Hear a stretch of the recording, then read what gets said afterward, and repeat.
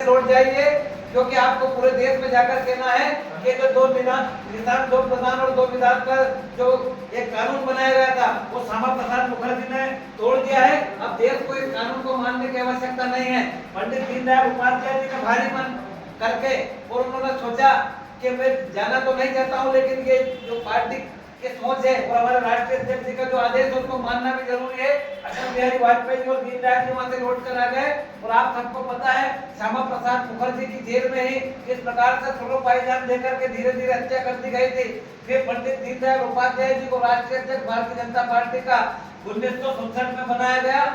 जनसंघ का, और जब 1967 में राष्ट्रीय अध्यक्ष बने तो उन्होंने एक किताब को भी लिखा था जिसमें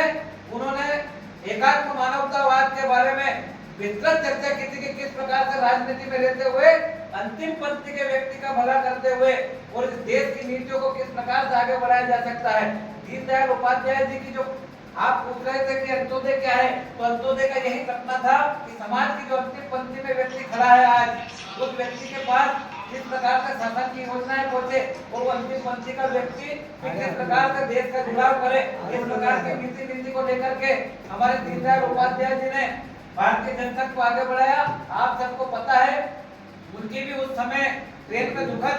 निधन हुआ और भारतीय जनता पार्टी पर बहुत गहरा आघात लगा, लेकिन उनकी नीतियां ही थी कि हमारे पंडित अटल बिहारी वाजपेयी जी और लाल कृष्ण आडवाणी जी ने उस प्रेस को नहीं छोड़ा और उन नीतियों को धीरे धीरे देश में लागू करने का प्रयत्न किया। जहां हमारी सरकार आई, सरकारों के माध्यम से, नीति के माध्यम से हम आगे बढ़े। आज देश में नरेंद्र मोदी जी की सरकार है। पंडित दीनदयाल उपाध्याय जी की सोच है कि आज अंतिम पंक्ति के व्यक्ति को शौचालय मिल रहा है, प्रधानमंत्री आवास मिल रहा है, गैस का चूल्हा मिल रहा है, दूर सुदूर गांव तक सड़क पहुंचाने का काम हमारे अटल बिहारी वाजपेयी गांव के अंतिम कोने पर जो